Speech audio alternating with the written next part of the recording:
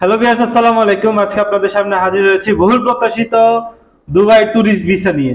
হ্যাঁ, ঠিকই শুনেছেন, দুবাই ট্যুরিস্ট ভিসা চালু হয়েছে।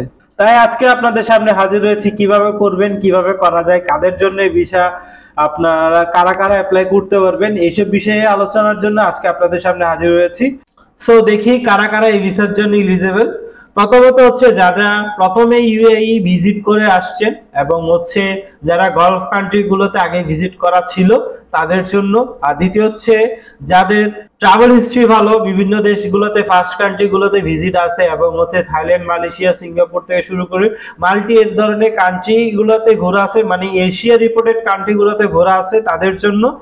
এবং হচ্ছে যাদের প্রোফাইল ভালো বলতে ভিসার ক্ষেত্রে আমরা একটাই বুঝি, যার ফিনান্সিয়াল কন্ডিশন ভালো, যার হচ্ছে আপনার প্রফেশন ডিটেলস ভালো, কয়েকটা কোম্পানি খুব ভালো পর্যায়ে চাকরি করে, হয়তো একটা ভালো ব্যবসায়িক পর্যায়ে সে রয়েছে, তার জন্য এই দুবাই ট্যুরিস্ট ভিসাগুলো অ্যাভেলেবেল রয়েছে।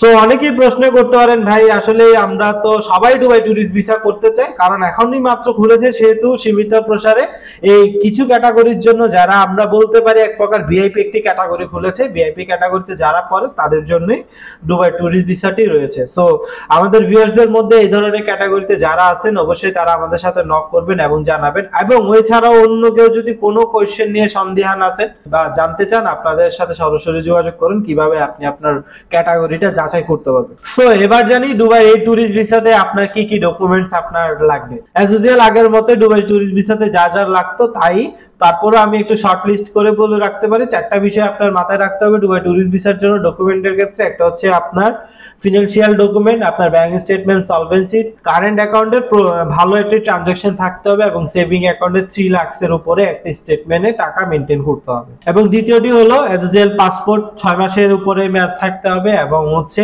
নতুন পুরান পাসপোর্টে সব ট্রাভেল হিস্ট্রি দিতে হবে। 3 নাম্বার হচ্ছে প্রফেশন ডিটেলস। প্রফেশন ডিটেলস এর মধ্যে যারা ব্যবসায়ী তাদের যে ডকুমেন্টস গুলো লাগবে, ট্রেড লাইসেন্স, টিন, ভিন, ব্যবসায়ীর আইডি কার্ড এবং বিজনেস প্যাক। প্রফেশনাল ডিটেলস এর ক্ষেত্রে যারা জব হোল্ডার তাদের যেসব ডকুমেন্টস লাগবে, এক হচ্ছে আপনার জব আইডি কার্ড, এনওসি এবং হচ্ছে আপনার ভিজিটিং কার্ড। এই 3টা জিনিস অবশ্যই দিতে হবে। 4 নাম্বার হচ্ছে আপনার এয়ার টিকেট রিজার্ভেশন এবং হোটেল বুকিং, এবং অবশ্যই এয়ার টিকেটে রিটার্ন সহ রিজার্ভেশন দিতে হবে এবং একটি ট্রাভেল প্ল্যান।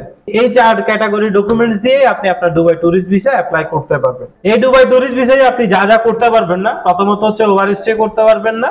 ওভারস্টে করলে 5000 দিরহাম মতো আপনার জরিমানা গুনতে হবে এবং হচ্ছে আপনি পাসপোর্ট পরবর্তী ইউএই গলফ কান্ট্রির জন্য ব্ল্যাক লিস্টেড হয়ে যেতে পারবে এবং ভিসা এক্সটেনশন করতে পারবেন না। আর হচ্ছে নির্দিষ্ট সময়ের মধ্যে চলে আসতে হবে, আর নির্দিষ্ট সময়টি হচ্ছে অবশ্যই 28 দিনের মধ্যে আপনার দেশে ব্যাক করতে হবে। সো ভিসাটি আপনি কত থেকে কত দিনের মধ্যে আপনি হাতে পাবেন? 5 থেকে 7 দিনের মধ্যে আপনার ভিসা আপনার হাতে পৌঁছে যাবে। সো ভিউয়ার্স, এই ছিল আজকে দুবাই বিষয়ের আপডেট। সো ভিউয়ার্স, দেখা হবে নেক্সট কোনো ভিডিওতে। আসসালামু আলাইকুম।